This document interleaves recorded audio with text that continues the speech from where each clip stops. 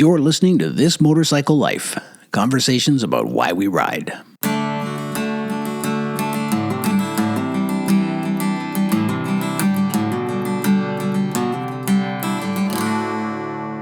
Episode 19, Burning the Ships. I'm Bruce Philp. Thanks for listening.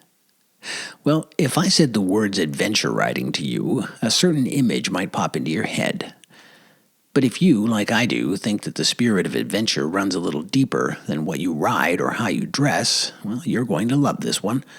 My next guest does in fact end up on a big GS, but not until long after the end of a truly amazing story. Before we meet her, let's take care of the usual important business.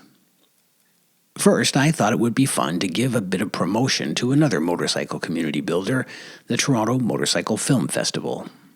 The festival has announced dates for its third edition, and director Caius Tenchi tells me that some outstanding films are in the hunt this year. I'll include a link to the Toronto Motorcycle Film Festival website in my show notes. Now, Toronto might be a long trip for a lot of people listening to this, and if it is, then see if you can find a festival like it closer to home. They really are quite a special experience, and they've become a thriving corner of the motorcycle world. And if you're feeling creative, the Toronto Festival is still accepting submissions.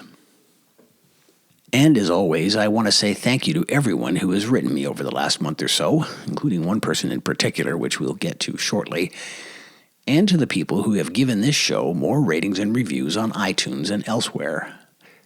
Those ratings and reviews really help make the show discoverable, as they say, and it's been a thrill to watch this audience grow. You guys are the best. Thanks for staying with me. Okay, here we go. It's hard to talk about motorcycle culture without talking about long journeys. This podcast was born in an episode called The Long Ride, in fact. Still, it's most listened to, and one of the most mentioned in listener emails. We would come back to the subject again when we met Kendall Wright, who seemed to love the road for its own sake, and thought we should all be more free-spirited about that. Or maybe that was just me. And then there was Oliver Solaro, whose own brand of wanderlust didn't even require a road, and Jess Stone, whose long journey was as much emotional as it was geographic. Still, the subject seems inexhaustible, and as the motorcycles return like geese to this part of the world, you can't go far without seeing a long-distance bike of one kind or another. Its rider may be rehearsing for a trip, or maybe just dreaming of one. Looking at the bikes that pass through my little town, it seems that for more and more riders, a new season means the possibility of going somewhere far away. And no spring ritual can match the simple thrill of just staring at a map. So I thought it was time to talk about long rides again, and maybe this time about getting a little more off the beaten track. One way or another, that's what this episode was going to be about. Then I got an email. Hi, it said. I am wondering if you would be interested in doing a podcast about my daughter and I who adventure travel on motorcycle to raise awareness for autism. Our website is adventurewithautism.org. I hope to hear back from you soon. Many thanks, Melanie. Well, it turned out that Melanie Cowpland is her name, has a talent for understatement. She and her daughter Sofia, who is autistic, have done just a little more than their share of adventure motorcycling, including a trip from their home in England to the southern tip of Africa, unsupported, in a Ural sidecar rig, a trip for which she actually learned to ride. Why she did it, and what lay ahead for both of them when they left home, make this an adventure riding story that is both one of a kind and, as you'll see, surprisingly universal. I can't wait for you to meet her. I have to tell you, this conversation kind of blew me away. Whatever you ride, and wherever you ride, get ready for some inspiration, and maybe just a little bit of humble pie. I reached Melanie Cowpland in Hampshire, England. Hi, Melanie. How are you? Hi, I'm fine, thank you. Good. How are you? I'm great. Actually, it's It's nice to record one of these earlier in the day, than I usually do. So I don't have to deal with, chirping frogs outside and stuff like that. Long story. But I imagine that you're a little preoccupied with trip planning, which we'll talk about in a bit. So I really appreciate that you're speaking with me, and I'm kind of excited to help you share your story. Well, thank you very much for having me. Oh, you're more than welcome. So why don't we start by getting to know you and getting to know Sofia a little bit. Tell me a bit about your background and your life and who you are, and then I'd love for you to introduce us to your daughter, Sofia, not obviously literally, but tell us a bit about her. Okay, well, my name is Melanie Cowpland, and, I'm a single parent to my daughter, Sofia. Before I became a single parent, I was corporate and then sort of burnt out from that and became an artist and was living in France, and Sofia came along. And it was clear something wasn't quite going 100% with her, so moved back to the UK, where she got diagnosed with autism when she was 4 years old. So my life has really been all about that for the past, 13, 14 years. And Sofia, well, she's my daughter, and so she's high-functioning autistic, and but not Asperger's. It's all the different sort of levels of autism, and it's a spectrum, but it's also one big blob with lots of different classifications within it. And when she was about 8 years old, I realized that that maybe there was a possibility to travel, and I've always loved traveling. So I came up with this idea that we would take a year out and travel from the UK down to South Africa on a motorbike and sidecar, and which was an amazing trip, and she definitely benefited from the experience. So we've continued traveling ever since, and not 100% all the time, but when the opportunity has arisen, we've planned more travels, and we'll be coming to Canada this year. So, which is very exciting, and I'm looking forward to it. Well, speaking for my 35 million fellow citizens, we're excited to have you. So I've got a ton of questions about the traveling, so I've tried to sort of break this down into a trail of crumbs that people can follow, because there has just been so much you've done, and you've been very generous in sharing your story online. So let's kind of more or less focus on the choice to do this, and then on the Africa trip, and see where that takes us. So I was very interested in the moment when you decided that motorcycle adventuring was the answer. And I'm going to ask you about that next. But first I want to ask you to share a little bit about what led up to the realization that, as you put it, Sofia's world was too safe and predictable. How did that moment of truth come to pass, and what is it that you were seeing? Well,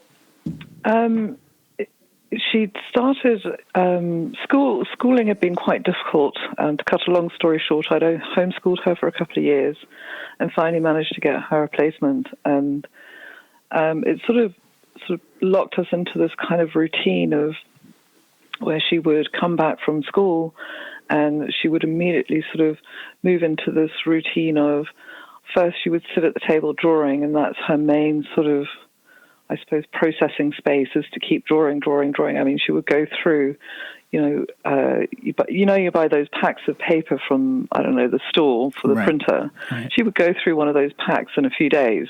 She was very obsessive about that. So she would come home, she would sit, she would draw, then she would go to a trampoline and bounce for about 20 minutes, and then she would come in, do some more drawing, and then go to the computer, and then go to the TV, and then and that was literally her world. And then at the weekends, it would be the same. And getting her out the house, if, McDonald's was fine, she would go to McDonald's, but she would not go anywhere else. And if I did manage to get her out, her tolerance for being somewhere, say it was, I don't know, to a park or something, was about 30 minutes. So you'd have a big fight to get her out the door, and then you'd really only have 30 minutes before you were sort of, thinking about going home again, but then it becomes difficult because you're trying to resist that. She becomes resistant. So you end up really not going out very often because it ends up being this huge, massive, difficult process just to achieve that.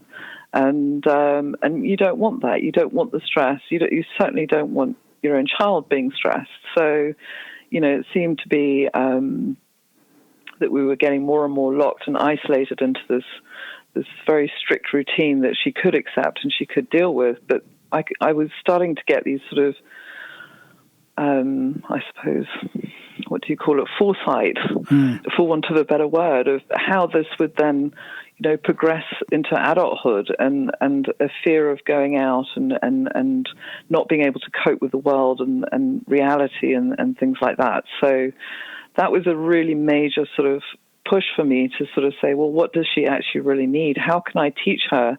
And what is it that I'm not able to teach her right now? And I knew one of the main things that I needed to do was to get her out of the house and put her in a situation where she had no choice to deal with it.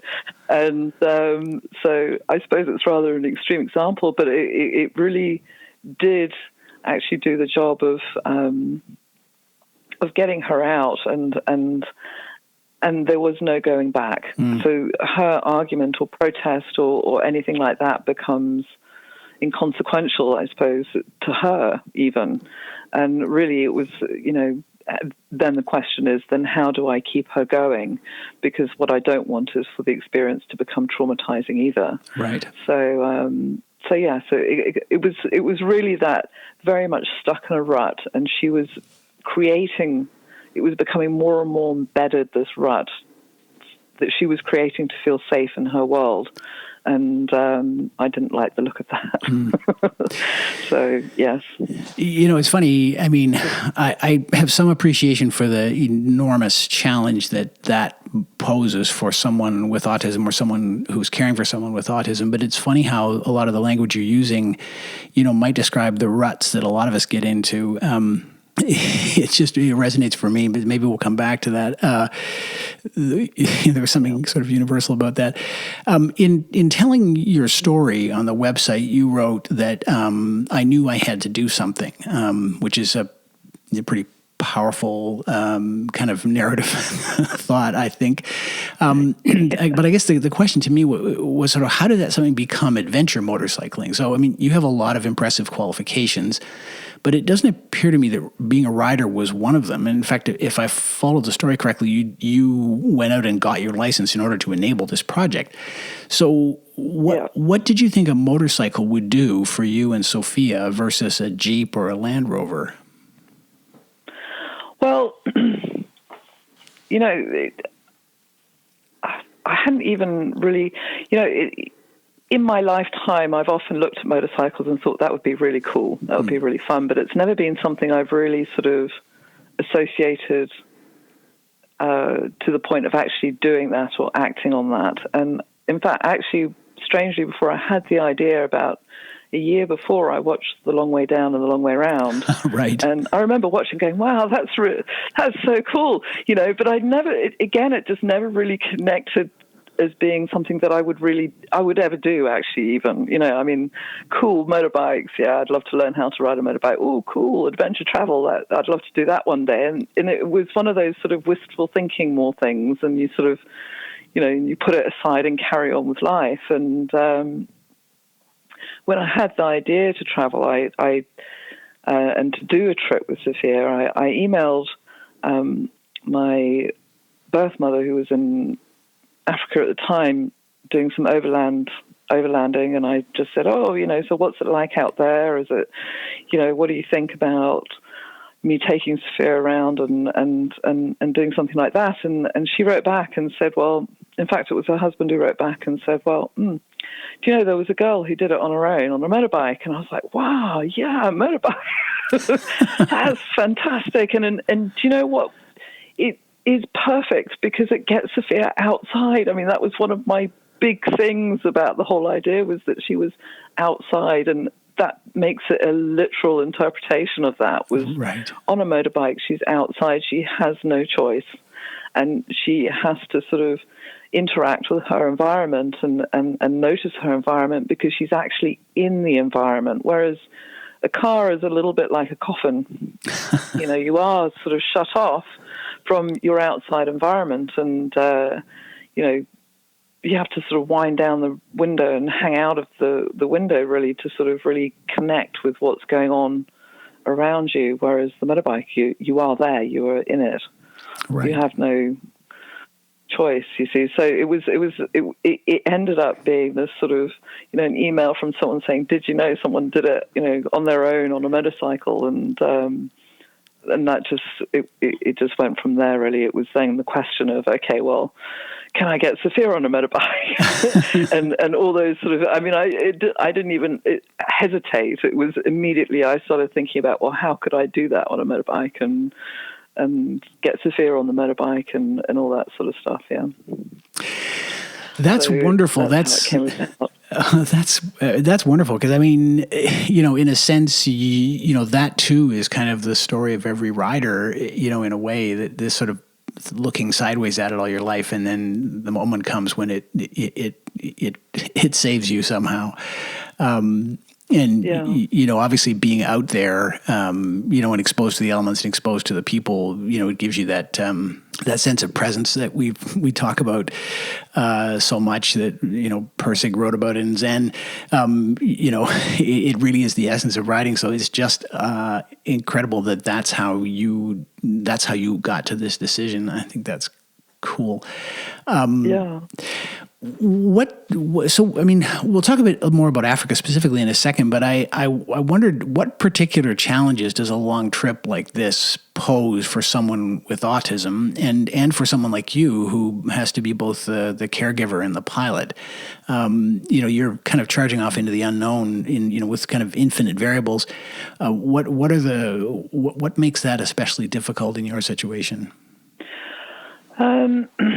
My top priority really was to give Sofia a sense of being anchored to the bike, because that familiarity, that sense of belonging to the bike, so to speak, would be what kept her going the whole way through.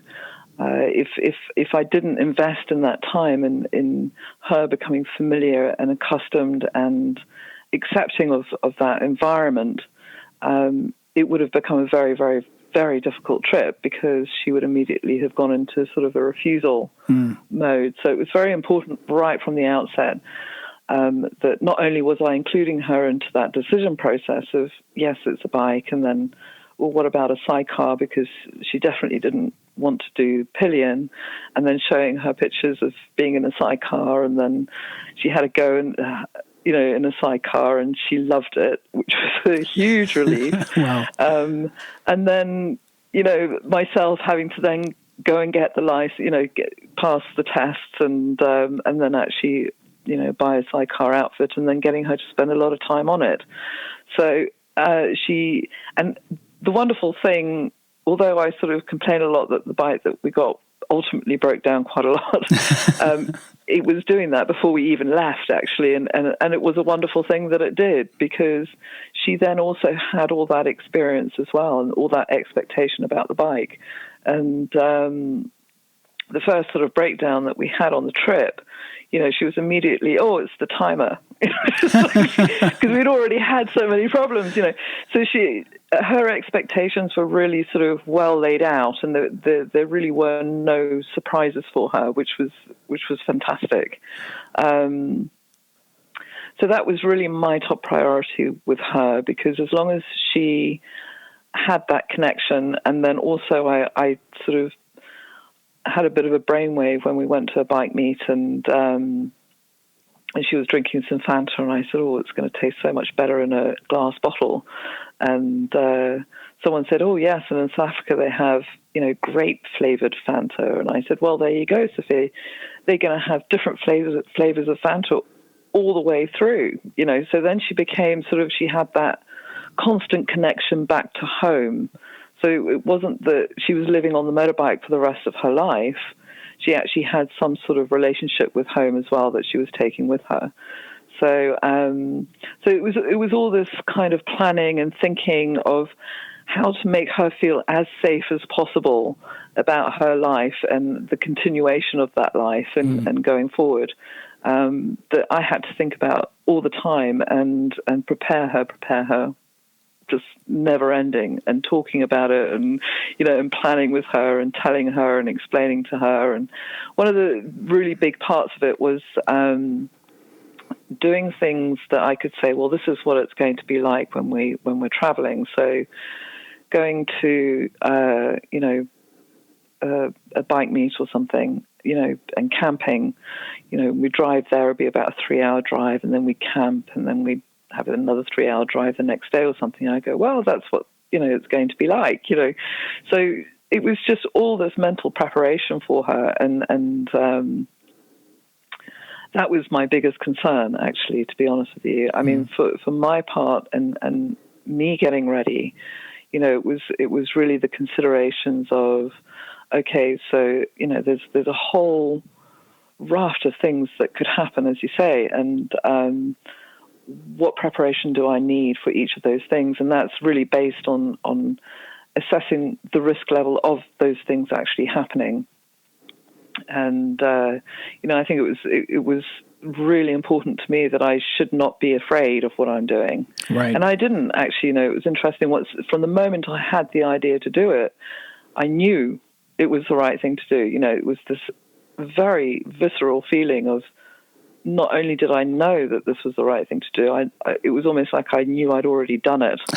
So I knew it was going to happen, but it was very important to me psychologically not to be afraid of what the possibilities were. And I don't know if you found it. There's actually a video of us done by Adventure Bike TV, and we were invited to the Triumph Training Center. And they'd actually, one of the guys there had been actually really supportive and helped me with planning and some contacts and all this sort of stuff, and then invited us. And I got Adventure Bike TV to bring some cameras. And it was one of these situations where my expectations of the day were completely different from their expectations of the day. And then there was a camera recording all of it. And, I didn't come off looking very good. I have to say, I looked very unprepared and just, not there at all. And you're talking about this center's run by 3 SAS guys. Right. And, and so you can imagine military precision is like their thing. And they're just looking at me going, what the hell? So that didn't really sort of come off so well. Why am I talking about this? I can't remember now. Oh, that's it. At the end of the day, it was sort of like this round table. And one of the guys really started laying into me. I don't think he verbalized it literally by saying you are an irresponsible mother, but he was pretty much saying that. And it was really pushing the sort of that image of, there's a man with a machete behind every house and every tree who's going to hack you up and rape your daughter and all this sort of stuff. I mean, that was the image he was really pushing onto me. And at some point I could feel that image starting to take over. Right. And I just turned around and I said, no, come on. No, this is not what I'm here for. And this is not right. So, I'm here for advice, not to be told that, that's the reality that you live in. Right. And I had to really pull it back because, if you start expecting that sort of thing, invariably that sort of thing will ultimately end up happening if you're not careful. So I didn't want to set that psychology in place in my own brain and had to really back off. So why? From listening to it. And of course, lots of people was sort of, you do realize it's really risky. Of course, I know it's risky, but, I've done my risk assessment and I've talked to people and I think that it's okay. I think it's okay and that we'll do it and we'll be fine, So, yeah. And it was quite a big thing. No doubt. Well, I guess those guys kind of have to dwell in paranoia, but I think it was really wise to decide not to let the fears manifest themselves, because I think you're right that they do, or they can. Now, Africa was not your first trip, right? You did a little bit of traveling with Sofia before you left for Africa, right? Yes. I mean, I backpacked with her around Southeast Asia for a couple of months, which when she was 2, and that didn't work out so well. And that was, I think, one of the moments where I really thought, this isn't right. I mean, she screamed most of the time, actually. And she didn't cope well, and it was very stressful. So I didn't travel for many years, and then about a year before we left, a few years before we left, I'd gone on a cruise on my own. Actually, I didn't take her with me, and I just thought, wow, this is amazing. Actually, this is perfect, because she's in one place all the time, so she can feel secure, but you stop off at different places and you see something different. So I took her on one, and at first she was very happy. It was great. This lovely big boat, and she can eat what she likes when she likes, and there's a great play area, and she's well looked after, and I think for her it was also a nice sense of independence for her as well. And then we got to the first port of call a couple of days later, and she just had a complete meltdown. She did not want to get off the boat. She just really couldn't cope with this at all. And that was the day finished, because often, once a meltdown's escalated, even if it de-escalates later within that day, the energy doesn't go away. Mm. And so I had to wait till the next day, and I sat with her at breakfast, and she was on breakfast number 10,000 because she loved trying everything.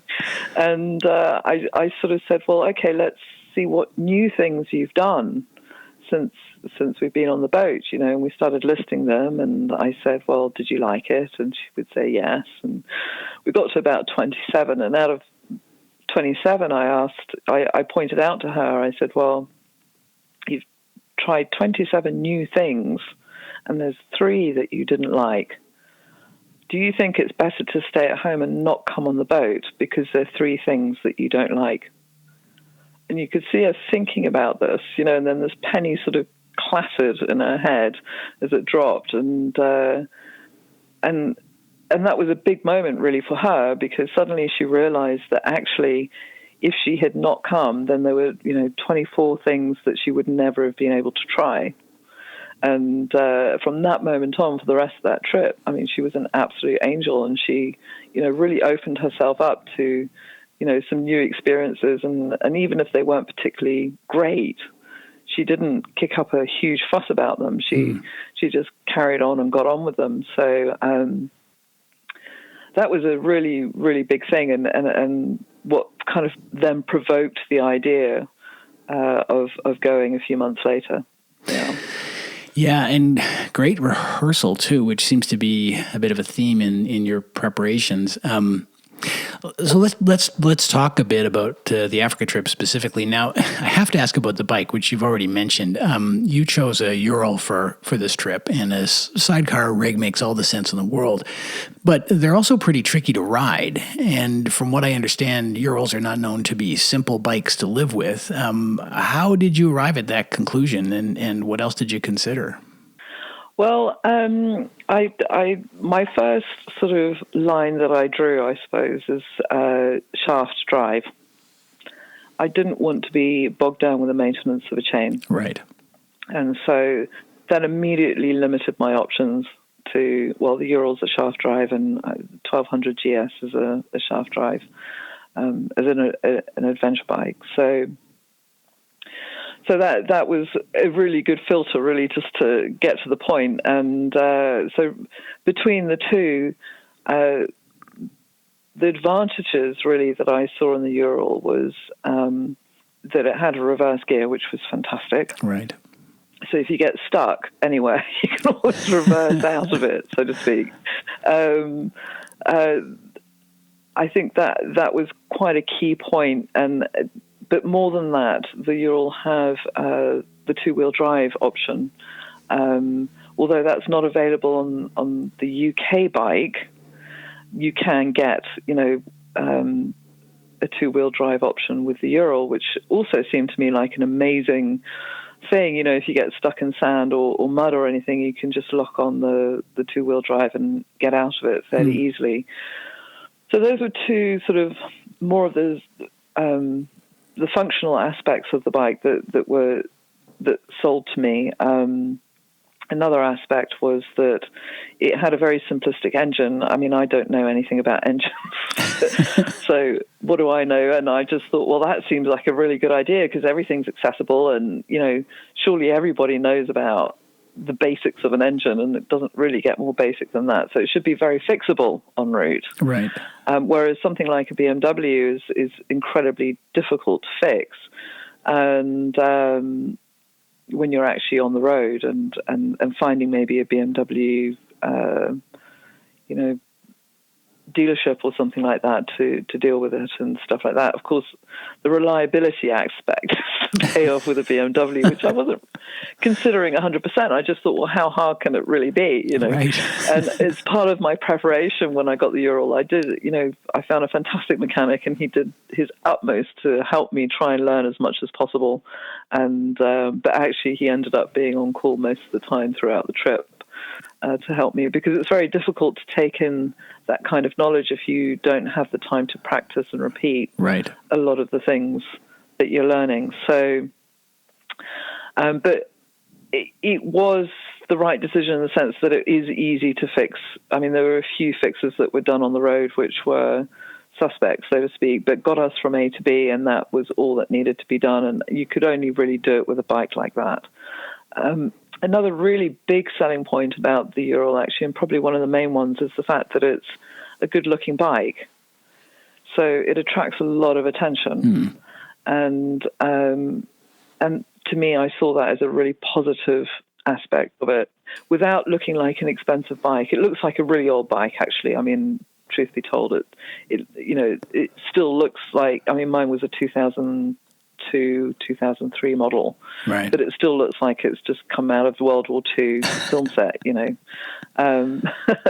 So it's a very good-looking bike without looking really expensive, which were two really big selling points to me, because that meant that if there's always eyes on the bike, then nobody's doing anything they shouldn't be doing, or trying to, or thinking about it even. Right. Whereas with a modern bike, they're not quite so conspicuous, or if they are conspicuous, it is because they look financially more expensive. Right.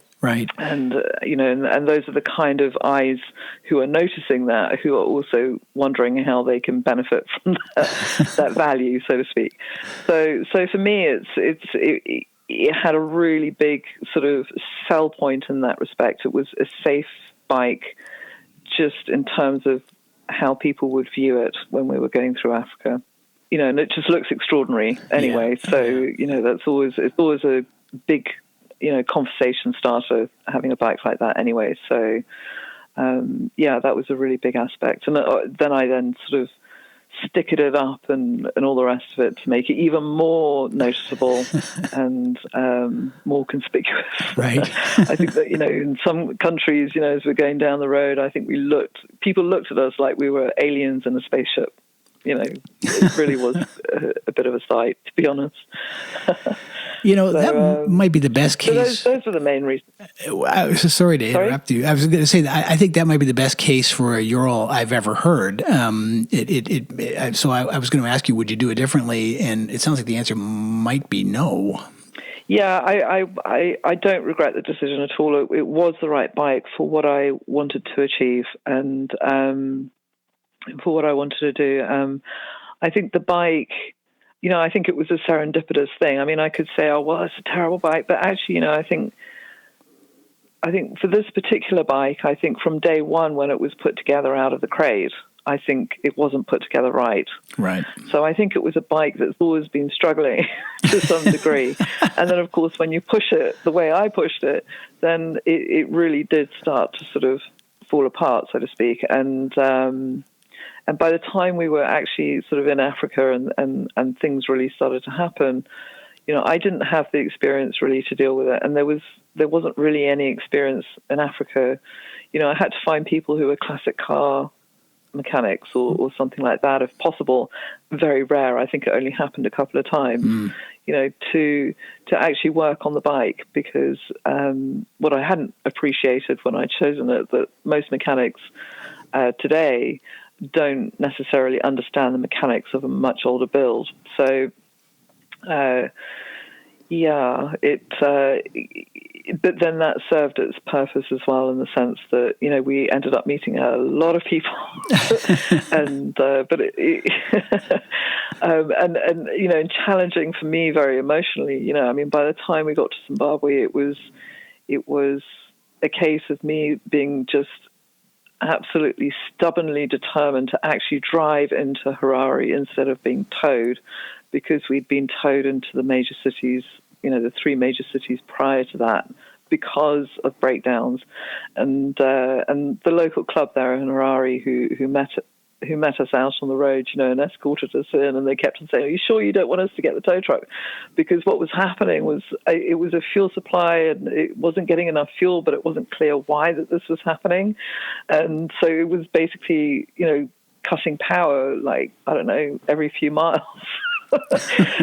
And I had to do it, but I had to do it because psychologically it was getting to that point where I was just feeling so needy of help. To keep needing people's help is very, very demoralizing.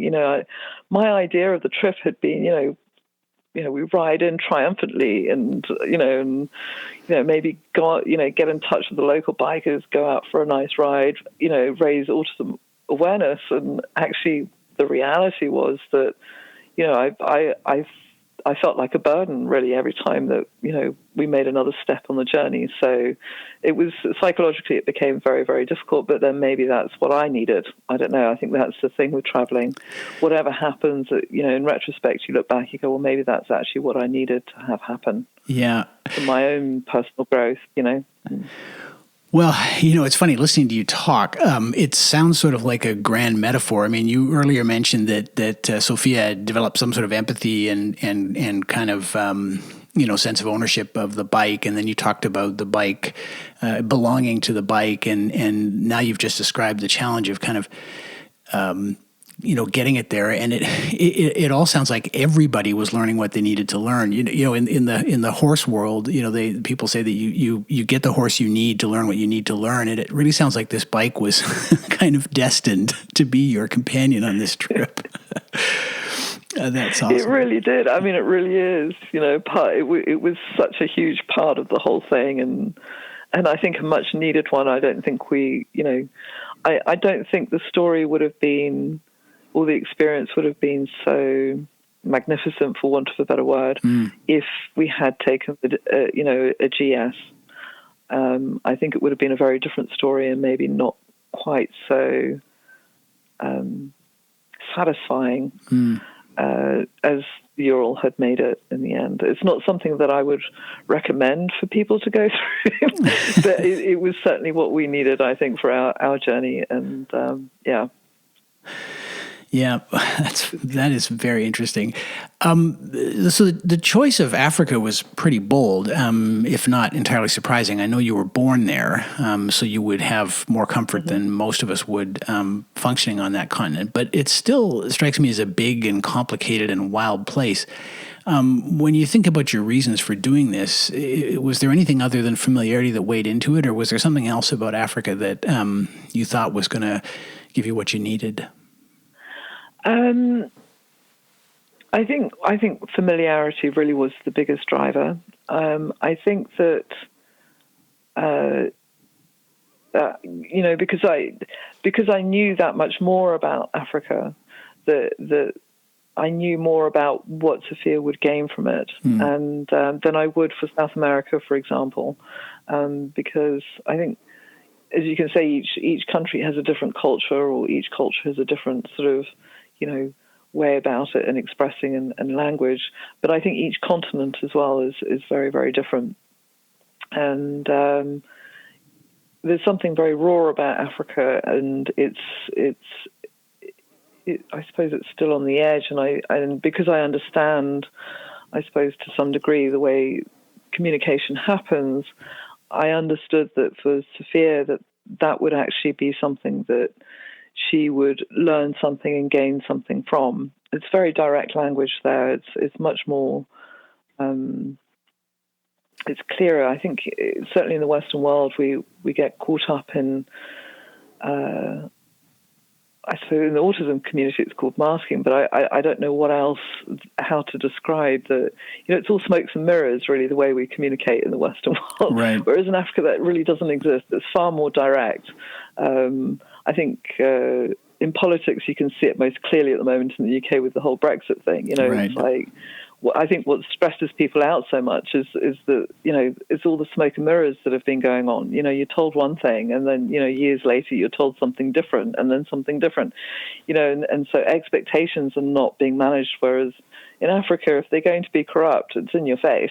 Right. I mean, and that's what you're dealing with, and then you can deal with it and get on with your life, and so. And I think that's one of the things that certainly for autism is very difficult to get a handle on when it comes to communication. So what I was certain of when we went to Africa, that Sofia would be able to connect and communicate easier in Africa with people and most importantly, understand situation. Should any bad situation happen, that she would be able to understand that much better. And interestingly, we did have one sort of moment in Tanzania in the middle of the night because it was so hot that, we couldn't sleep. And I was just like, oh, let's just pack up and hit the roads. It was like 2:00 in the morning. And we pulled over somewhere and I was just stopping for a cigarette. And this truck, it was actually a police truck, but it had about 10 guys in, and they all sort of jumped out. Yikes. None of them wearing police uniforms, and it was like, oh gosh. And finally saw one with a police uniform, so I addressed him directly. And actually, as it was fine once they realized that I was a woman, and then they realized there was a child in the sidecar. They all sort of were kind of much more sort of, oh, you should really be in the light and blah, blah, blah, and it was actually a petrol station. I sort of parked in a parking area away from where all the lights were, and they were starting to give me safety advice. And I was like, oh, well, yes, I know, thank you, but there's petrol pumps there, and yes, okay, well, thanks very much, guys, you can go now. And it took them another, there was a sort of a tense 20, 30 seconds whilst they sort of absorbed that instruction, and then eventually they all climbed back in the truck and off they went. And Sofia, interestingly enough, turned around straight away and she said, oh, they weren't very good people, were they? She understood it immediately. Oh, wow. And that's something that, to me was just huge. I mean, that was massive that she'd picked up that situation and had done exactly as I told her. She sat absolutely stock still in the sidecar with her helmet down, didn't look at anybody, and just waited for the whole situation to sort of clear itself up. And I was just really astounded that she had noticed it, but I think she'd noticed it because the language, so to speak, or it's not the spoken language, but just the way people move, behave, and react to things is so much more clearer and direct and implicit with intention, that she was actually able to understand that it wasn't a particularly good situation to be in. Wow. And, obviously, thankfully, we were okay. I mean, they'd obviously seen us going down the road. I mean, we were quite a sight, so they couldn't have missed us, and obviously thought we were just some crazy foreigners and they could lift a few laptops and cameras and all that sort of stuff and any spare cash. But as it turned out, when they realized that, that it was a woman who was riding the bike and there was a kid in the sidecar, they weren't feeling quite... They were just shocked, actually. And that's normally what tends to happen in somewhere like Africa, is that if you manage to distract and divert, often a situation can dissolve pretty quickly without anything happening. Still, what a moment. You might be the bravest person I've ever met. Bravest or stupidest person or craziest person. I think there's a very fine line between crazy and bravery, isn't there? A very fine line. Just curious as an aside, did you ride to Africa from England, or did you? How did that? Pretty much, yes. Yeah. Wow. I mean, technically, I sort of said it was East London, UK to East London, South Africa. But yes, I mean, we, wherever we started in the UK really is where we started, and we were on the bike from that point on. Yeah. Right. Wow. Tell me just quickly about your route. Which countries did you manage to spend some time in on the way to South Africa?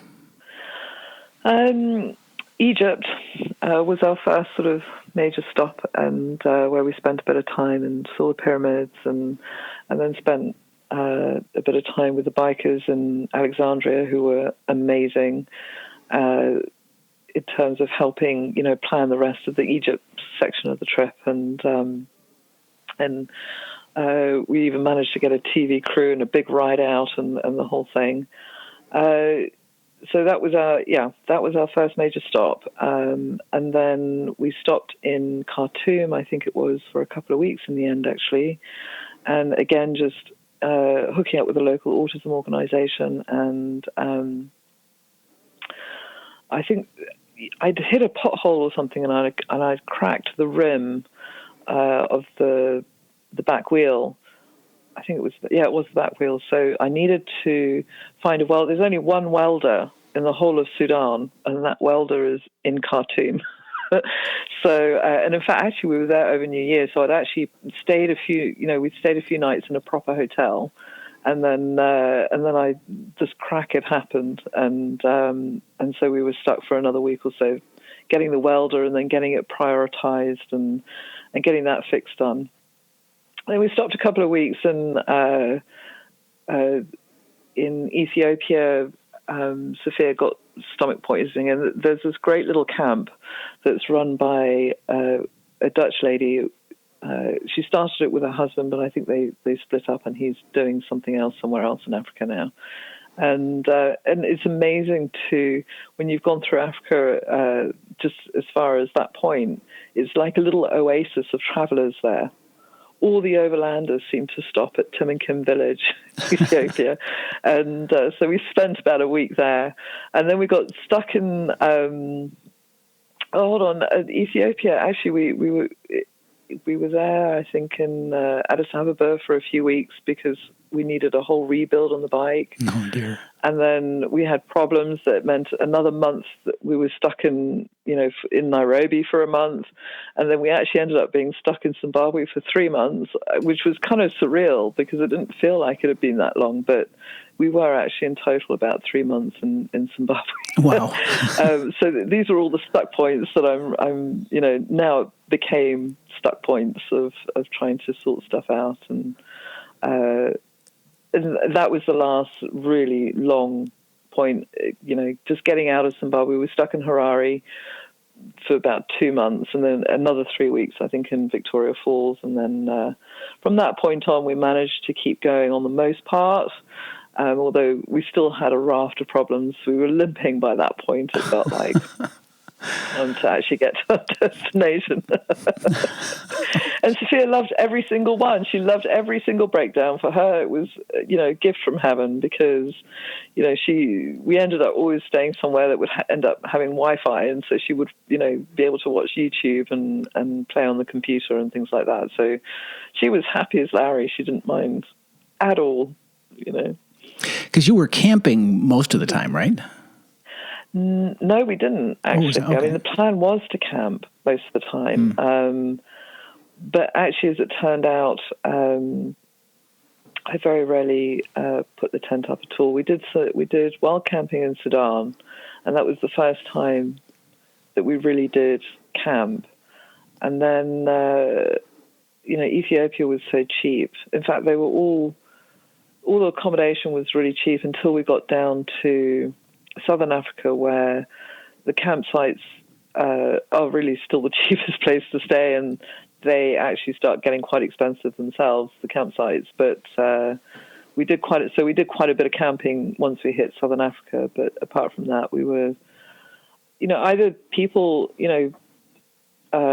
invited us to stay. I mean, we had that happen quite frequently, or we were staying in very cheap. You can stay in a hotel for £10. I don't know what that is in Canadian dollars yet, actually. But for £10 a night, you stay, you have your own room, you have your own ensuite bathroom. You probably don't have hot water, but you don't really need it because it's so warm and humid for most of the sort of Rift Valley that actually it's annoying because the water just isn't cool enough to cool off. Right. It's really very hot and humid.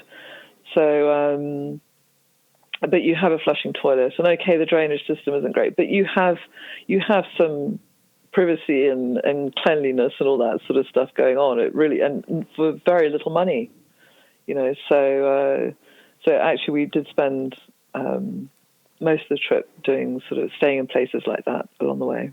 We did stay in one very, very, very cheap place in Ethiopia, which was a real nightmare, a real sort of local truck stop type. Oh no! Place. Well, it wasn't even a truck stop, but it was like a real local place. It wasn't pleasant at all, and that was the only time it cost like £2 for the night. I never did that again. But yeah. And it sounds like a lot of these sojourns were authored by your motorcycle, which seems to have been the sort of guiding deity in this whole experience in some respects. And it's what's made the whole experience difficult to write about because, I don't want it to be about the bike. I'm still a little bit sort of, but you're right. It is almost like the guiding deity is a very good way of putting it. Yeah. Yeah. Well, I mean, I'm in no position to counsel, and I hope you do write this book. Sometimes it's better to just accept that, this is going to be the narrative through line and let that carry the story. Because, everything that you said earlier drove you crazy about the bike sounded to me a bit like the kind of experience that Sofia might have in life generally. And it just struck me as kind of perfect somehow. Anyway, I tend to wander off on these digressions, but so forgive me. No, but you're right. I mean, there really was that. I mean, Sofia was amazing on this trip. I mean, she really was. I think a lot of people sort of would expect that it would have been extremely difficult traveling with her with autism and all the rest. But it was like the autism transferred onto the bike. Right. And Sofia was kind of left free of it for a while. I mean, yes, we did have some issues along the way, but they weren't major issues. She was an angel on this trip, and she coped so well and really embraced a lot of the experiences that were presented to her. Whereas the bike was the one that was, giving all the arguments and having all the meltdowns. Right. And really driving me nuts. That's remarkable. So you're not wrong at all. It's a very good way of talking about it. Yeah.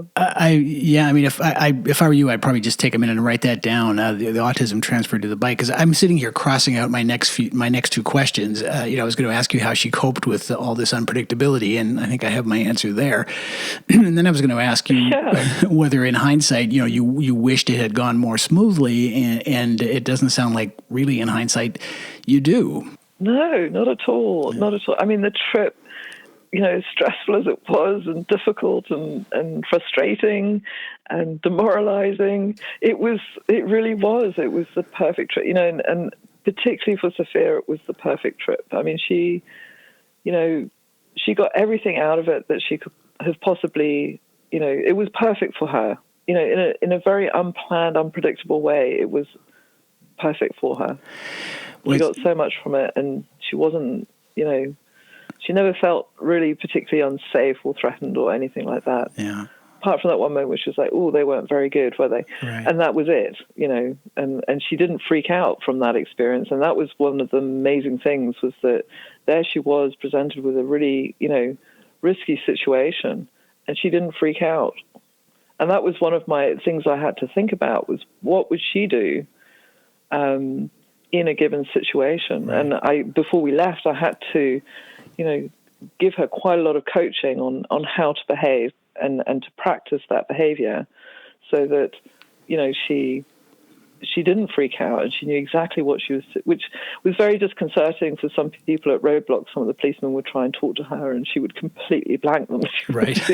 And I would just make my excuses and whatever, but I wasn't going to correct her or say anything to her about it, because she was doing exactly, she didn't like them talking to her, so she would just, keep her visor down and just not really say anything at all, which was fine. Yeah.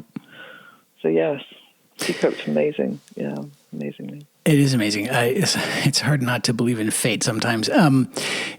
So was there a sort of a transcendent moment in all this? Some kind of signal moment that captured the whole thing and made it seem all worthwhile? Was there something wonderful?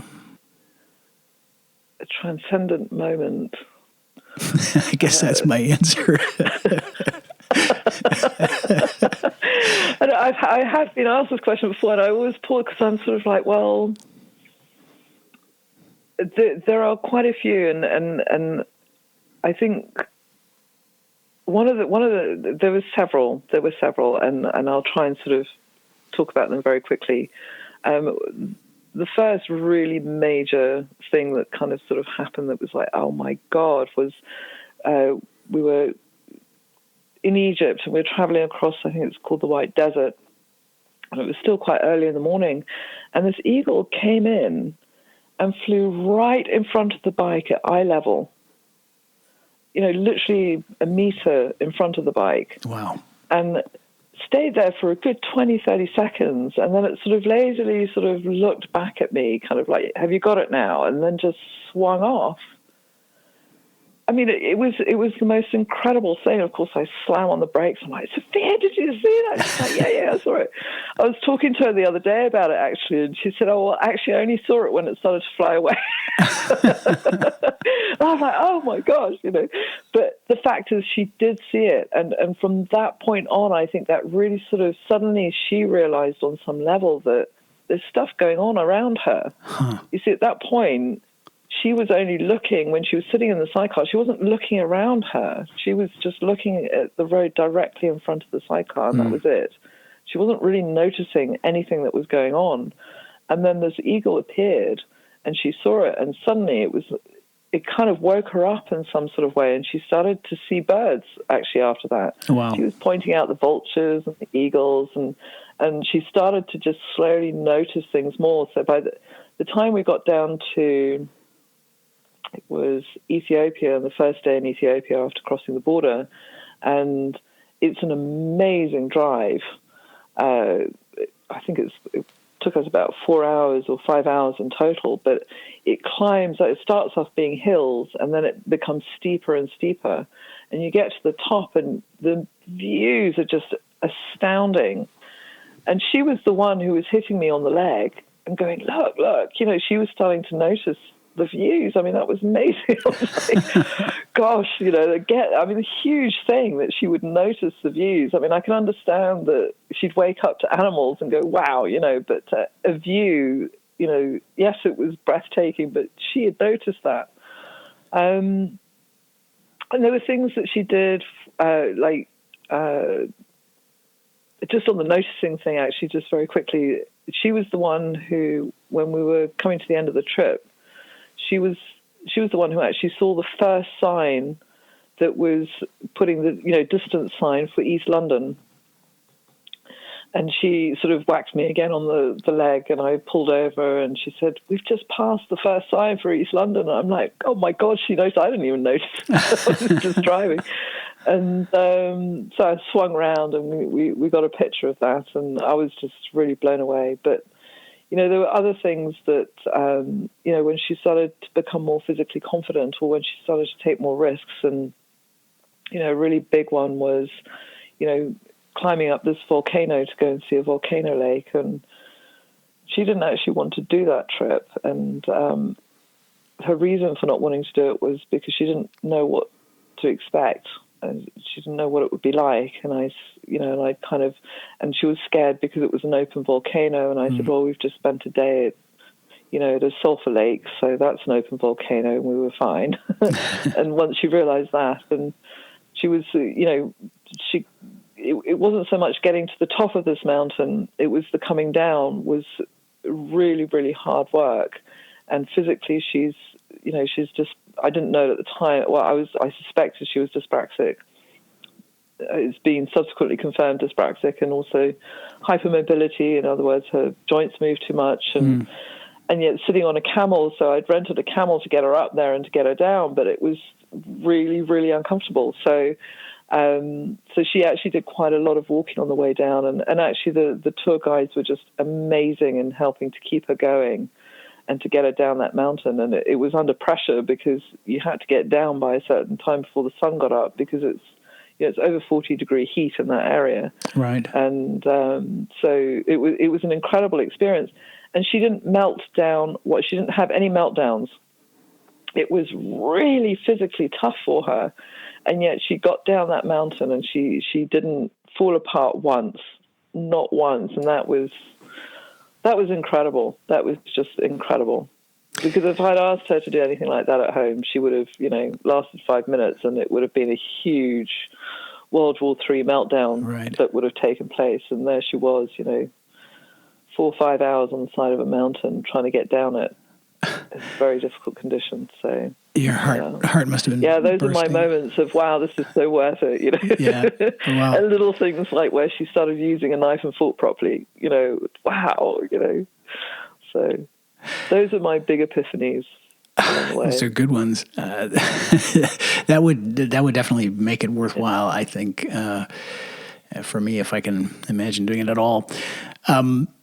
So you just mentioned approaching East London in South Africa. In an earlier episode of this podcast, I interviewed someone who had taken a long and sometimes difficult ride, a little simpler project than what you undertook, but still a lot of saddle time. And he told me that as soon as the end was in sight, he suddenly found himself wishing it wasn't over.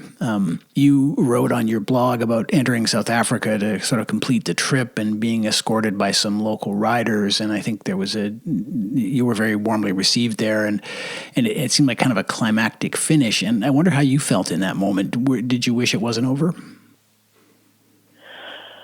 It was really mixed feelings. It was, on the more immediate side of actually getting to that end point, it was a relief that we'd managed to get there, actually riding the bike and not in a tow truck.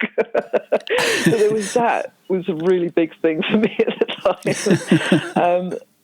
We'd actually started feeling, I think as soon as we arrived in South Africa, I started to feel the end of the trip and started talking to Sofia about it. And we both were having kind of mixed feelings about it. I think Sofia was more mixed in the sense that her sense of going home and wanting to go home was stronger than mine, whereas I was, I'm quite happy to sort of get rid of the bike. I could have thrown it over a cliff quite happily. But I was enjoying the journey, and I was loving the traveling, and I did struggle quite a bit with that sort of, well, it's over now. And it was over so quickly when it came down to it. We arrived in East London and we were only there for a few days, and then the bike, was literally whipped off back to Cape Town and immediately put into a container and sent home, and we were on a flight back to the UK. It was so quick, my head was sort of spinning on that one, but it was a difficult, transition. And because I was aware of Sofia and making sure that she transitioned through that, I was talking about it, and maybe that kind of helped me quite a bit as well, was that I started talking about it as soon as we entered South Africa, and then, kept on bringing it up and, making sure that it was something that she felt okay and was able to identify in herself as being, feeling these conflicting feelings between the relief of the journey being over and yet the sadness and loss of it being over. Right. Both at the same time. Yeah. Yep, which is pretty human reaction to something like this. It is. You posted to your blog after that trip was over a kind of summary of the experience, and you formulated a list of things that you felt had benefited Sofia, and I think that list was life experience and seeing the world, something you called no choice, and some things to do with skills and safety. But it felt to me as though all of these things sort of orbited around the idea of no choice. The idea that none of these other benefits would have been available to her without being put in a situation where there was no place to hide, literally, emotionally, experientially. Is that a fair statement? Does it all start with committing? Do we have to burn the ship sometimes? Yes. Yes, she would. There is, I did think about, because they were really important things that she needed to learn about life generally, I think. And there really was no opportunity in a day-to-day life to teach her those things at all. Right. And I think if you're going to commit to having, to creating certain goals, in this case it's obviously to do with life and life skills and learning about life, you really do have to say, yes, I am committed to learning it. And yes, I do have to sort of burn my bridges a little bit behind me in order to get myself out there and actually learning it. So I have no choice. I can't suddenly go running home, with tears in my eyes and saying it's too difficult, because I'm now out there. And whilst I could go home, it would be extremely difficult and expensive to do it. So there was a commitment on two sides there. I was committing myself as well as committing Sofia to having an experience where there really was no choice. We both had to go through this and see it through to the end. Right.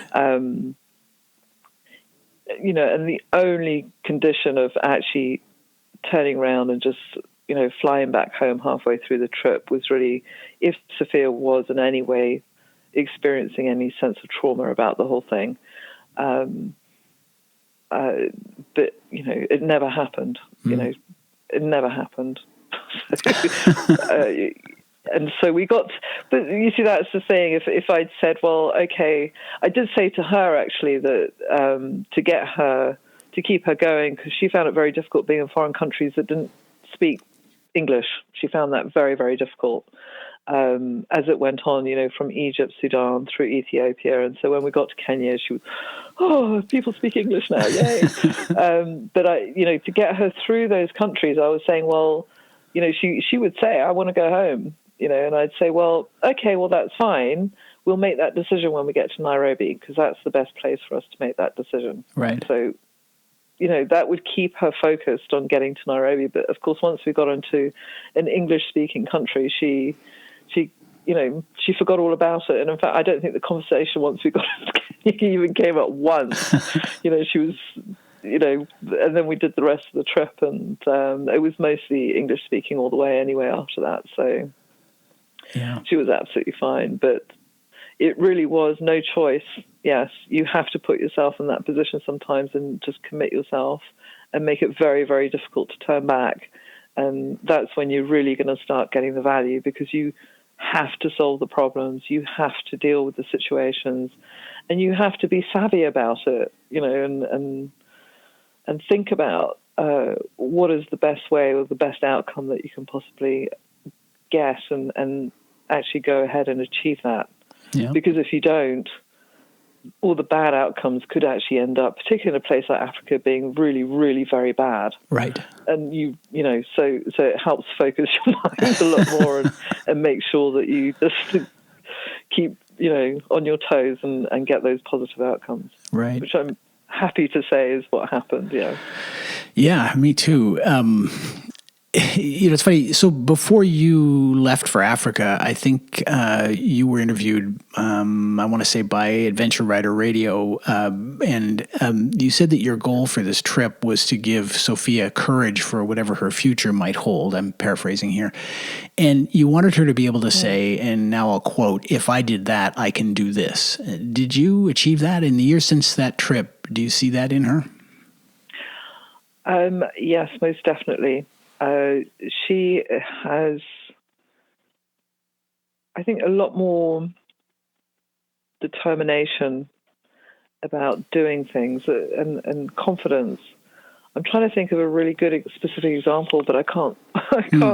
One isn't jumping out in my head, but she definitely is more of a trooper, I think, is the best way of putting it, and will tolerate far more in order to achieve an end goal. What she doesn't have at the moment is the ability to actually perceive the goal clearly. So she might sort of be a trooper about things that actually she doesn't need to be a trooper about, or it doesn't have any value to her life. So, I have to kind of redirect her sometimes a little bit and help her focus and say, okay, well, that's something to focus on and deal with.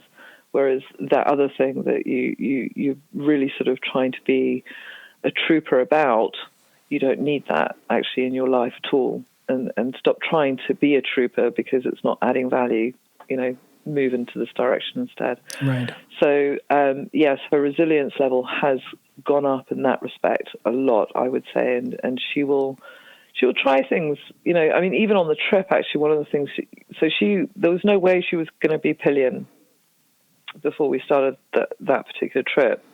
And then it was in Zimbabwe that someone offered her, they had one of these armchair type pillion seats on their bike. It was one of these big BMW type bikes and with an armchair at the back. And and so she gave it a go. I mean, unbelievably, she gave it a go and loved it, even though it wasn't a great day. The weather wasn't that great, but she really loved being on the back. And the first day that we tried to leave Harare, we ended up breaking down on the way out, which was again very demoralizing.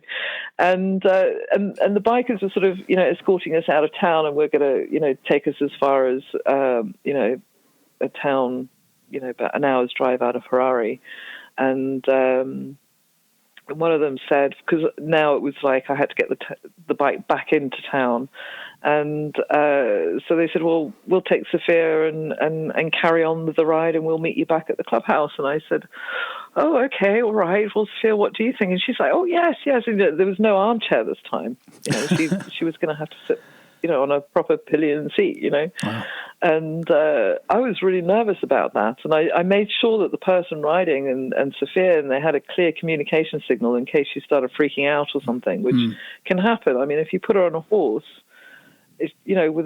she's fine for the first couple of minutes, and then after about 5 minutes, it's like, I've got to get off, And I thought, oh my God, that could happen on this. So I made sure that everyone was very clear on communication paths, and she jumped on the back of this bike, and off she went. And 3 hours later, I saw her again beaming, absolutely beaming, and she honestly thought she couldn't do something like that before. She really thought, and that was a physical part of her physical disability, that she would never, she would never do something like that. Right. And there she was, and she actually went for it, and she did it, and she loved it, thankfully.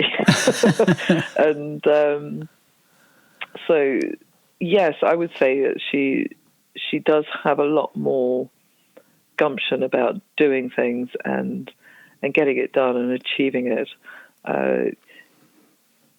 Yes, I'm trying to think of something more recent, but I can't think of a more recent one than that, actually, to be honest, at this point. But I've seen a huge change in her level of confidence, and her determination is definitely much better. That's wonderful. And it's a perfect example. But, it occurs to me that there were two people on this trip and not just one. And I have the feeling that the Africa trip didn't give you the same things that it gave her necessarily. I think you wrote on your blog in April last month that in the past, traveling has been a survival effort for me, you said. And you talked about preparing for Canada, and I'm going to quote you here. You said, my own mental attitude is going to be a model for her main goal on this trip, which is to find the present moment of doing.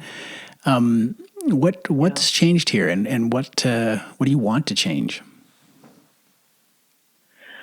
For me, when I'm talking about survival, is two elements. One is making sure that, in terms of the actual traveling itself, that it's safe, that there's no accidents, that that no big major problems happen in terms of the personal safety of Sofia or myself, because obviously myself as well it's important that I'm available for her. Right. But the other side of that is also making sure that she is able to continue the journey, and her state of mind constantly is the top priority in that. And so that becomes a survival thing, because with autism, one of the aspects of autism is something that's called pathological demand avoidance. So this can preempt a meltdown, actually, in some cases. And once that starts, basically what that is what we call refusal. And it's not refusal because she doesn't want to do it. It's something else. It's like something else is taking control. And it's in conflict, direct conflict to what she wants. So her emotional response, actually, I suppose is the best way to put it, her emotional response to doing something is completely different to what she as a person would like to be doing. And that conflict creates a frustration, and that becomes a refusal. And that refusal can escalate and become a full-blown meltdown. Right. So when you're doing something like this, and it's things like, putting up a camp or taking down a camp, or just getting on the bike and carrying on for another day's ride, or anything like that, my mind is completely focused on her and getting her to do all these things in the best possible state of mind that I can get for her, because she can't do that. She can't control her own state of mind. She's a little bit older now, and that's what's changed, is that now she's becoming more aware, and I help her with that. She's starting to think about being able to control her state of mind. And that's where the big change is. So for me, it's a really good opportunity, and it's a really important aspect that she learns this, because it's something that not only is it stress management, but it's also going to be really key in her general socializing, because what's happened for her, and I think this happens a lot with girls with autism, is that, girls by nature are more socially focused, but they're very submissive in their social focus, so they tend to adapt socially to their environment much more easily. And with autism, when you don't have none of this is balanced. It's a disordered development. So whilst that ability to adapt to environment is there to some degree, it's not controlled against another aspect of development, which is social awareness. And so that there's a separation there, for want of a better word. So if you met her today, you would think that she doesn't seem very autistic. But that's because she's playing to your expectations of what unconsciously she believes is what a normal person behaves like. And that has resulted in her being very, very hyper audience aware, which means that she completely sacrifices herself in order to meet the expectations of the people around her. And I hope I'm making sense here. Yeah, absolutely. So really what my hope is that I help her increase her own personal experience and awareness of that experience, and help bring down that volume of audience awareness for her. Because, I think any adult woman who's subsequently been diagnosed as being on the spectrum will probably attest that there's a huge sacrifice that's going on there, and of the self, and that later on in life that then comes back and revisits, and then subsequently a whole bunch of problems then start to happen, which I don't want, obviously, for her to. I'd like to give her as much as possible now to enforce her inner strength and ability to cope with her environment, because it's tough when she's an adult. And at some point, I'm not going to be around to protect her or anything like that. And I need to give her as much as possible now, and get that embedded as a habit for her, or as a knowledge for her, so that when she is on her own, that she is able to cope and survive and to deal with it the best way that she can. Interesting. So the journey... Sorry, was that too long and detailed? Not at all. No, not at all. I feel like you might have dodged the question a bit about what you're going to get out of this. Sorry. Okay, what do I get out of this? Okay, so, you see, that's the problem, you see. That's my problem, is that I keep... my mind keeps going back. That's my main focus is Sofia. And in fact, that's just a perfect example of how I, and I think this is a parenting thing generally, is that and particularly when you're a parent carer, is that you sacrifice your own needs because, your child's needs are higher, they're more important, they're a bigger focus, and whatever's going on with you is almost irrelevant by comparison, and that's just an example of how that happens. And so in terms of this trip to Canada, that is going to be my challenge, is that I have to turn around now and say, no, I have to put these individual things, my present moment, into absolute focus, as opposed to putting Sofia and what she's doing and her responses and her, whatever's going on with her, putting that as my main focus and making that my present moment. I need to make my own comfort and my own feelings my present moment. And that's going to be a huge step for me, because my last 13 years has been totally focused on Sofia and just, getting her to where I desperately need her to be. And that's an independent adult who's going to be able to survive on her own or have enough skills to be able to protect herself when she's an adult. Right. Because I'm not going to be around forever. I'm really not. So but I have to also let go of her and allow her to become an adult. So it's a huge trip really for us in a lot of different ways, in that personal development for both of us, and also as individuals and within our relationship. And a lot of it's going to start with me focusing on my own present moment and what I'm currently feeling, and being able to communicate that to her and model that to her, so that then she is able to take that and practice that. Right. Hopefully implement it, as she gets older. Right. Yeah, which seems very wise to me, because I think when you're with someone who needs care, you tend to always be dwelling in the near future, because that's how you keep bad things from happening. So it sounds wise to me that you want to give yourself some of the same medicine that you've been so generously giving to her. So maybe a more general question. There's this idea in motorcycling, I think, that an adventure like the one you are planning or the one that you had in Africa is a sort of rite of passage. So when people find out that you ride a bike, they say, "Oh, where have you been? Where have you gone?" And there's some kind of like a Joseph Campbell hero's journey thing, right? Where we go out into the world and we overcome hardship and we come home transformed. And that's what I think these journeys probably mean to people. Yeah.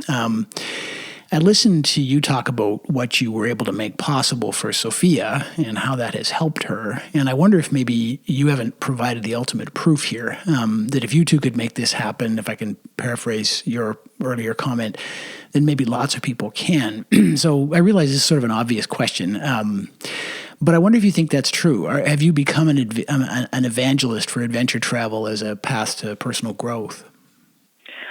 I certainly have, on the autism front. It's something that I'd like to sort of increase awareness for, actually, because, I've seen so much enormous benefit happen for Sofia as a result of, taking on such a huge challenge. I feel more people need to know about that. Right. and of course, often a response, I put a survey out a few months ago to try and sort of gauge, people's opinions in the autism community. And whilst I think it was 100%, everyone thought that, travel opportunities should be available. The majority of people, or responses that didn't necessarily go in the survey, was that, oh, no, that's not going to be possible. Oh, not my child. Or, adult autistics go, oh, yeah, that would be great, but not for me. I couldn't do something like that. Right. So I am a little bit of an evangelist in the autism community. I was in the sort of people at large sort of thing. I did, and I realized that actually, as I spoke to people, that it really doesn't matter anyway, because people always live their perfect life. Whilst for myself and a number of other people, this type of journey is what we need. It's not necessarily, even though people will sit there and go, oh, I wish I could do something like that. And obviously the response is, well, of course you can if you want to, but, you hear that, oh, well, I'm building an extension, or I've just bought a new car, or I've just had a kid, or I've just, you have all these different things, and it's like, well, fair enough, because those are all journeys too, and you're living your perfect life. So why would you don't have to do an adventure travel thing and, drive yourself bonkers and do crazy things and find yourself in bizarre situations to have the journey that you need to have, whatever it is you're having. So I'm not a huge evangelist, but I do love the aspect that, when people say, wow, you've really inspired me to do such and such, and it's not always a traveling thing. And it's just, well, that's just amazing. And that's the best thing I could hope for, is that our story inspires people to say, well, my God, if she could do that, then wow, I could go and do this, and I've always wanted to do it. And it's like, well, that's perfect, and that's one of my really big rewards of feedback that I've had over the years. Yeah, no doubt. And what a wonderful answer. I mean, at my age, I'm finally starting to learn the difference between wanting to do something and wanting to be the kind of person who wants to do that thing. And I think that's exactly what you put your finger on. Right. So you're in the final stages of preparing for another big trip, this time to my country, Canada. Tell me why you picked Canada and how your preparations are going. Okay. I'm sorry, it's rather a superficial reason, actually. The reason why I picked Canada was actually a friend who had said, was bemoaning that she wanted to do Canada, and someone had let her down last year and she wanted to do it. And I just said, well, if you want to do it with us, that would be cool, because, it's always just been me and Sofia traveling, and it would actually be nice to have, another aspect to the journey of someone being with us, and change the dynamic a little bit. And she was like, yeah, sure, So we started talking about it, and it looked feasible. And then I booked the tickets, went just as she was flying off to Australia for 6 weeks. And I'm so glad I did. I didn't, I had a feeling at some point before she went to Australia, I was like, I don't know if she is definitely going to do this or not, but I'm going to book it anyway. And so she's now pulled out, actually, and she's saying, well, she's thinking about it still, but ostensibly I'm taking it that she's pulled out. So, which is fine, because now I own the map, and I'm making all the decisions for us. And actually, maybe it was a good thing, I don't know. And if she joins us, then she's joining us on our journey. It's not a combined effort; it's not a collaborative effort anymore. Obviously, if she does suddenly decide that she's going to come, there's flexibility, but. I have my map in my head now, and I know the things that, definitely want to go and see, and things for Sofia to experience and stuff. So it's kind of worked out really, really well, and I'm kind of really, really happy that she sort of inspired that for me to take that step, because I wasn't really planning to do anything this year. Right. And I was, if anything, I was sort of playing with this idea of actually, maybe doing the, what do they call it? The Trans-European Trail in the UK. It's like somebody's mapped out all these, off-road trails around Europe and including the UK. And I was thinking, well, maybe we could do John O'Groats to Land's End or something on these off-road trails or something. And that was about it. So I wasn't really thinking of it as being a really big year. And until she inspired me to actually book Canada. And I've always wanted to go, actually. And I think the thing that's put me off is expense. It's quite expensive for us to come over to Canada, you see. So I'm glad. It's sort of, again, it's putting yourself in that position of no choice, because once those tickets were booked, right, I had no choice but to see it through. Burned the ships. Yeah. So as the planning's progressed, and it's sort of like, oh gosh, yes, I've got to think about that. Okay, all right. is going to cost probably 3 times more than I expect, but it doesn't matter. I have no choice, and I'll deal with that when the situation comes, and I'm sure it will work out perfectly. And you're going to go all the way from the East Coast to the West, is that right?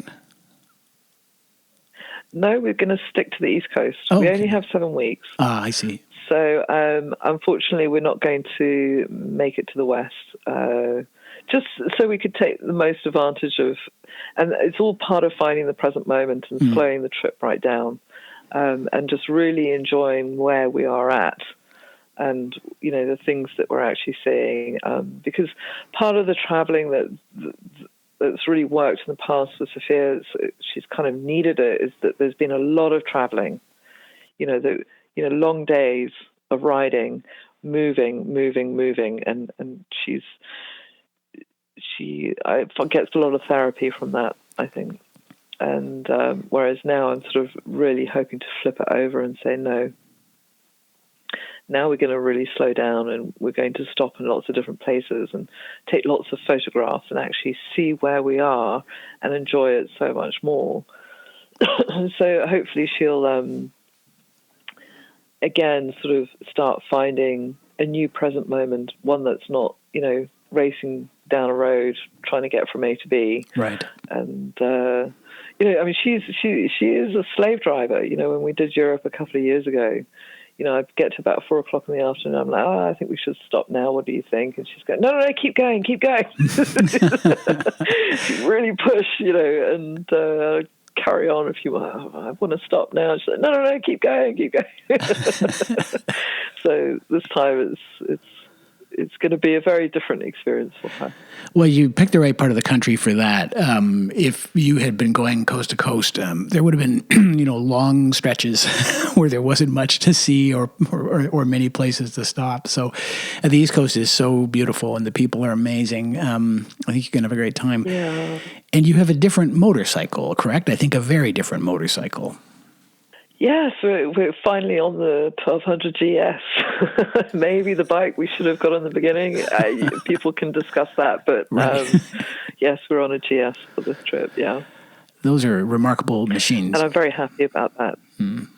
They're fantastic, amazing, really perfect for a two-up. I would say it's the perfect bike for a two-up.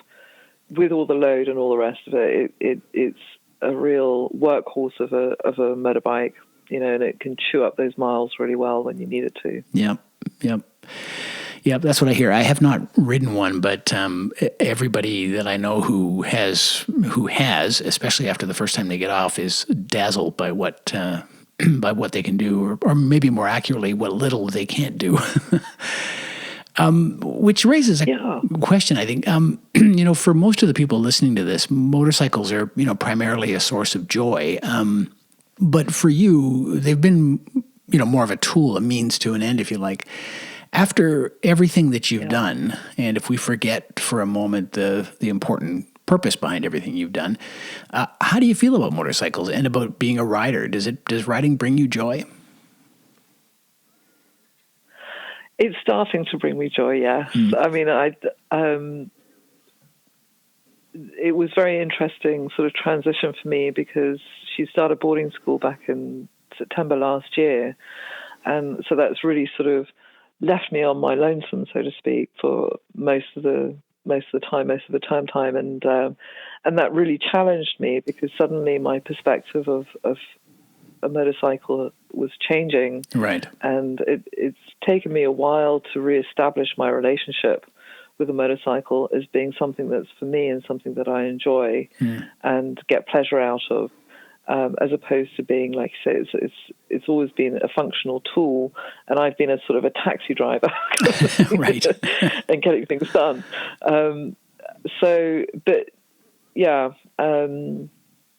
But now I'm starting to really enjoy it. I'm doing advanced riding now as well. Advanced riding course I'll do. I don't know if I'll do the test before or after Canada, but that also has helped me to enjoy the ride a lot more, because it's about muscle memory, really. That's the level you need to get to. Is not just positioning yourself well on the road and doing your turns correctly and all the rest of it. is about having it so ingrained and in your muscle memory that actually you're able to really relax and enjoy so much more and see so much more. And I shouldn't really say that. I should be looking at the road, but the truth is that you do actually, you do end up sort of looking, and you have to look up, actually, you look further down the road anyway, so you do see more, but I do notice a lot more in my environment as I sort of feel more and more in control of it, and more in control of the bike and the road and things that are going on around me. I'm actually starting to feel more in control and seeing a lot more of the world around me as well, which is really good. Whereas driving in a blinkered way and just being, concerned about safety, I'm comfortable about my safety. I think that's the difference. Well, and by being relaxed, you're probably safer anyway. That's certainly been my experience. So obviously, this being a motorcycle podcast, I'm fascinated by the challenges and rewards of motorcycle adventuring, but I don't want to overlook the reason that you've done all this. As you journey here in North America, what do you want people to know about autism and maybe about being a parent? How are you hoping to get your message across? I think it's the commitment, the level of commitment in terms of parenting. And I suppose it's about the detail of thought that we put into actually being a parent, and the training and the teaching that goes into parenting a child with autism, because they don't know unless you tell them or teach them or expose them to things. They really don't know, and they will not know unless that has been, given to them on a plate, so to speak. You can't assume, a child that grows up normally, develops normally, you can assume that they will learn certain things, and that just doesn't happen with autism. Right. It's a very, very different experience, and it would be, for me, that's part of the whole aspect of the personal development journey that we're going on, is to shine some light onto that experience and show that it's not something that you can take for granted. And I think maybe it's why you mentioned earlier on about how there's probably, it might be applicable to actually everybody, even though, we're talking specifically about autism, and it's perhaps a greater need in autism, but maybe there's other things that people will gather from that. But it's what I'm hoping also on this trip is that Sofia starts to find more of her own voice to express what her experience actually is. And so then you can start seeing both sides of what her experience is, and then my and what my adding to that experience is giving to her, and changing that everyday experience for herself. So I'm hoping people will gain more of an insight into autism. I haven't, it's another big year in that aspect, that Sofia seems to be becoming more relaxed about talking about her autism.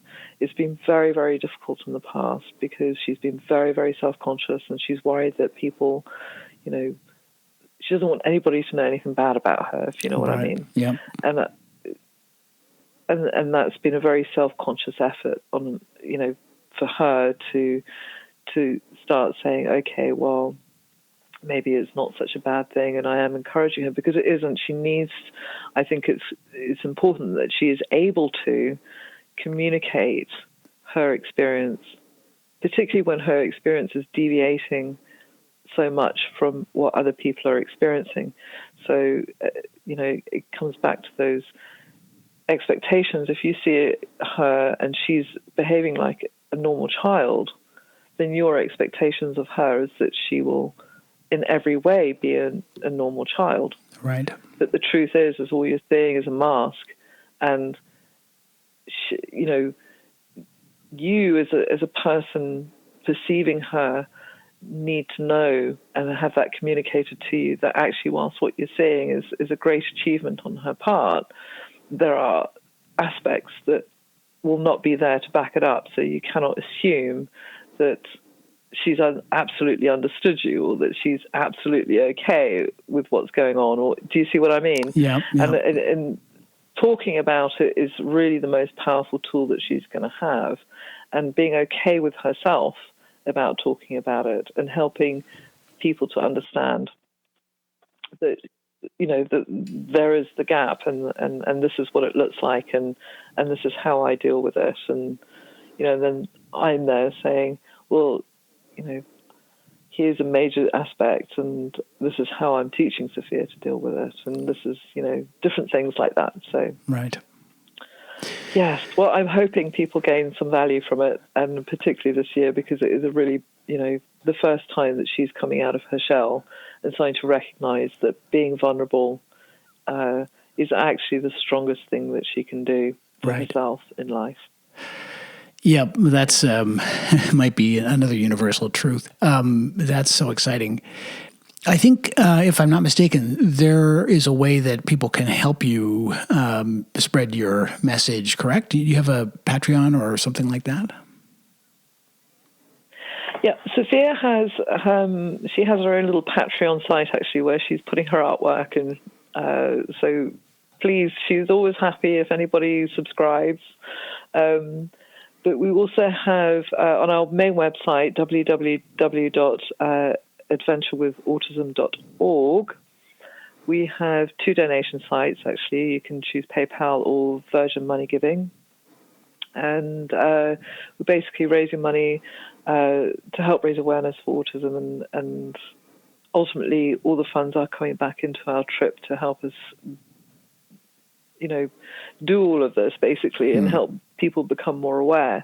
But ultimately, and we're also donating some of our funds to charity, but ultimately, actually, one of the things that I really would love to get involved in is helping other children with autism to take these kinds of journeys, or indeed adults with autism. I don't think you're ever too old, put it that way, to gain an enormous amount of benefit from taking 3 months out of your life and doing a really incredible challenge. So that's something that's in my heart, burning to come into fruition. So please, please, please donate and help us, change the world of autism. And maybe the whole world. I'll make sure that information's in my show notes so people can, so people don't have to kind of like hit pause and write it down. But I'm so glad that there's a way people can participate in what you're up to. Sorry, I was just going to say very quickly, if anybody sees us on the road in Canada or is following us, please say hello and let us know. And thank you very much for your support. That's brilliant. I'm there's actually a chance I'm going to be out east roughly when you're there, I think. It seems like a long shot, but if there's any chance we can connect while you're out there, that would be awesome. But in the meantime, I just want to... It would. I just want to say thank you for speaking with me. Honestly, I wasn't sure how to keep this conversation to a manageable length, given how much you two have done together. I think you're both inspiring people. I have waffled a lot, and I'm really sorry about that. Not at all. No, it's not at all. I mean, we could easily have gone. I don't want to exhaust you, but I don't think we've exhausted anybody who's going to be hearing this. As I said, I think you're both inspiring people. I think you're an inspiring parent, and I think you're an inspiring motorcyclist. And I'm quite sure the people listening to this are going to agree by this point in the podcast. I hope you and Sofia enjoy every minute here in Canada, and wish you a safe journey. Thank you so much. Thank you. Oh, it's my pleasure. We're so excited about coming. Well, as I say, you've picked a beautiful place. I think you're going to have a wonderful time, and we'll all be watching. Yay. Thank you. All right. Well, take care. Ride safe. Thank you. Thank you, Bruce. Bye.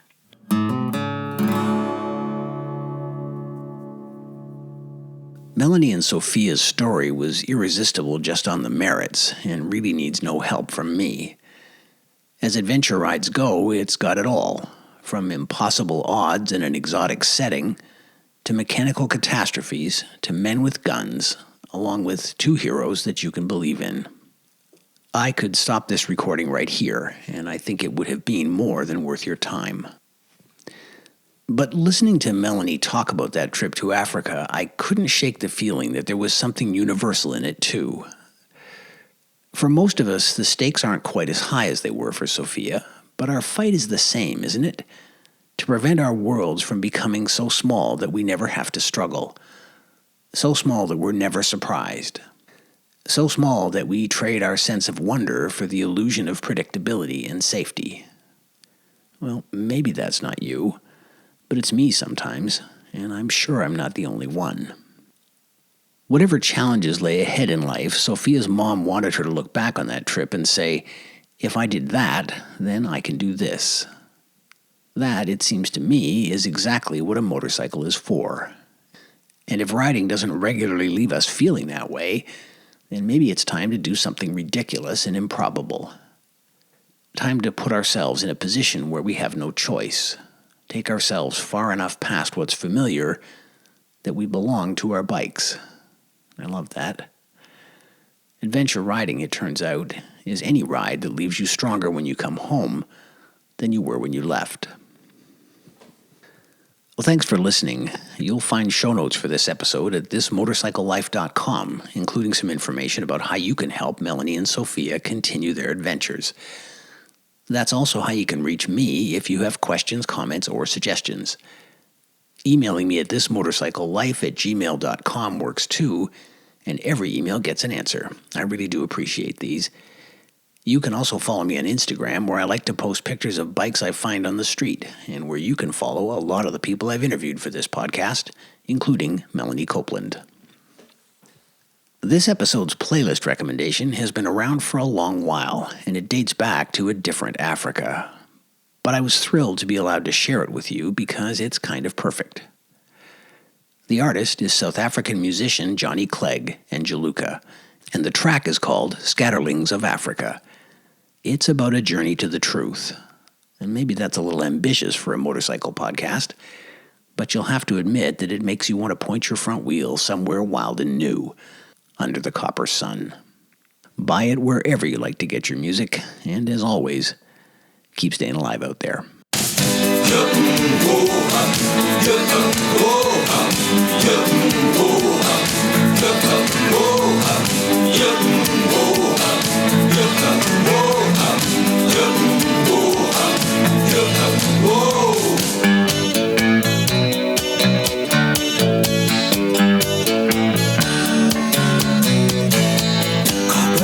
Sinking low, scatterlings and fugitives, hooded eyes and weary brows, seek refuge in the night. They are the scatterlings of Africa, each uprooted one. Oh, mama, yeah. They're on the road to Bellamanga, where the world began.